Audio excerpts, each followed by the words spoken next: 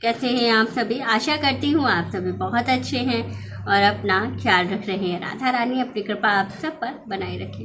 दोस्तों, आज हम लोग बात करने वाले हैं 4 सितंबर को गुरुवार के दिन की, यानी कि द्वादशी तिथि है, एकादशी मिश्र द्वादशी है।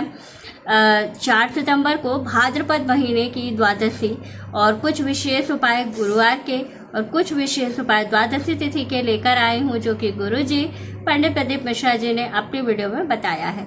बहुत ही खास उपाय, बहुत ही कारगर उपाय, जिसको करने से 100% है कि इसका लाभ आपको ज़रूर मिलता है।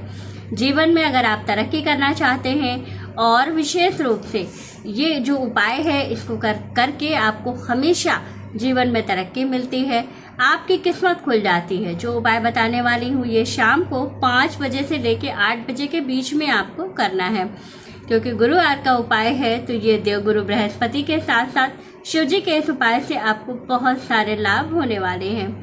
तो चलिए जानते हैं क्या करना है, कैसे और किन किन बातों का विशेष रूप से आपको ध्यान रखते हुए सारे नियमों का पालन करना है। सबसे महत्वपूर्ण चीज की गुरुवार का जो दिन है ये विशेष रूप से देवगुरु बृहस्पति जी को समर्पित है।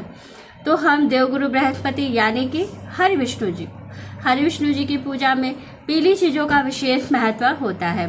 उनको जहाँ तक हो सकता है हल्दी, चने की दाल, इन सभी चीज़ों का समर्पण किया जाता है, जिससे कि आपको बहुत सारे लाभ होते हैं। जीवन में सुख समृद्धि बढ़ता है, जीवन में वैभव बढ़ता है, जीवन में भौतिक सुख बढ़ता है, बहुत सारे लाभ आपको होते हैं।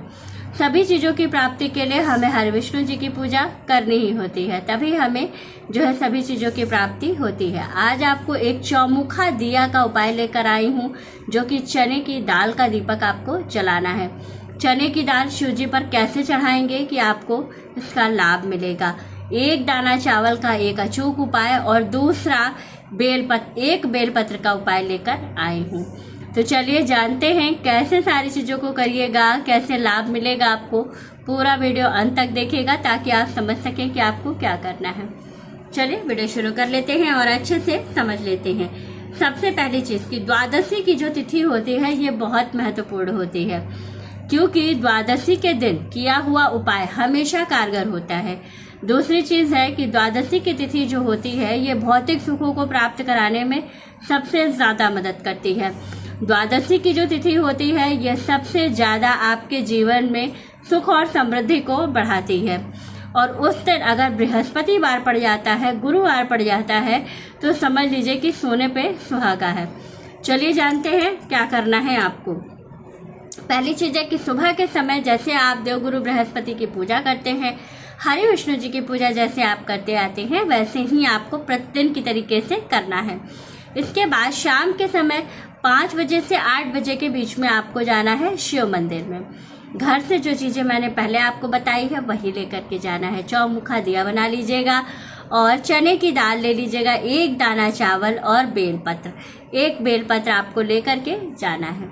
शिव जी के मंदिर में पहुंचेंगे, सबसे पहला काम क्या करना है, एक लोटा जल लेना है, लोटे में एक दाना चने की दाल डालना है और एक बेलपत्र डाल करके पहले शिव जी को पूरा का पूरा जल आपको चढ़ा देना है। जो चने की दाल है और बेलपत्र है वो भी शिव जी पर चढ़ जाएगा। इसके बाद क्या करना है, आपको जो पीला वाला चंदन, अष्टगंध चंदन होता है, उसको थोड़ा सा पानी में घोलना है, एक बार उससे पूरा अभिषेक करना है। फिर आपको शुद्ध जल से भोलेनाथ का अभिषेक करना है और अभिषेक करने के बाद फिर आपको क्या करना है, फिर आपको शुद्ध जल से स्नान करा के बाबा को पूरी तरह से जो आपने चंदन चढ़ाया है और जो सारी चीज़ें हैं वो अच्छे से जल डाल करके साफ करना है। फिर आप अष्टगंध चंदन से बाबा को अर्धपुंड त्रिपुंड का तिलक लगाइएगा, लाल चंदन से उनको तिलक कीजिएगा। फिर उसके बाद से जो चने की दाल है उसको गीला कर लीजिएगा। सूखा हुआ चने का दाल भोलेनाथ को कभी नहीं चढ़ाना चाहिए। तो क्या करना है, उसको धुल लीजिएगा अच्छे से चने की दाल को, जिससे कि उसमें धूल डस्ट जो भी है या अगर गंदा है तो वो साफ हो जाए। और वैसे ही पूरा का पूरा गीला जो चने का दाल है वो शिव जी पे आपको चढ़ा देना है, अपनी कामना कहते हुए। सुख समृद्धि के लिए, भौतिक सुख के लिए, यश वैभव के लिए आपको ये कामना बोलते हुए शिव जी पे पूरा का पूरा समर्पित कर देना है। फिर आपको क्या करना है, जो एक दाना चावल आपके पास था उस चावल का क्या करिएगा, एक दाना अखा चावल लेना है और वो जो माता अशोक सुंदरी का स्थान है वहाँ पर आपको अष्टगंध चंदन लगा के चढ़ा देना है। जो बेलपत्र है उस पे अष्टगंध चंदन लगा के खूब अच्छे से क्या करिएगा, शिव जी पे चढ़ा दीजिएगा। थोड़ी सी दुर्वा लीजिएगा, दुर्वा में खूब अच्छे से अष्टगंध चंदन लगा के गणेश जी के स्थान पे चढ़ाइएगा। और इतना करने के बाद फिर अब आपको पीले फल का भोग लगाना चाहिए।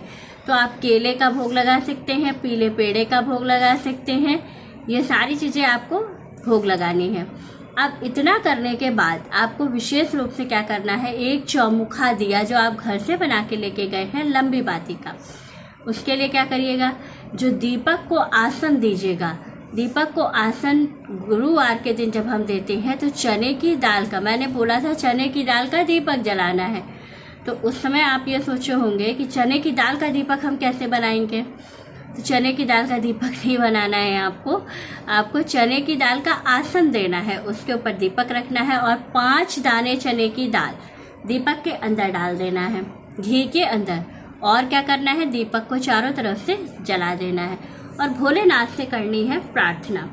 जब आप भोलेनाथ से इन सभी चीज़ों को करते हुए प्रार्थना करते हैं तो आपको बहुत सारे सुखों की प्राप्ति होती है और 100% है जो भी आपकी कामना होगी, रातों रात किस्मत चमक जाती है लोगों की ये करने पर, क्योंकि ये सबसे ज़्यादा जो है कारगर उपाय है।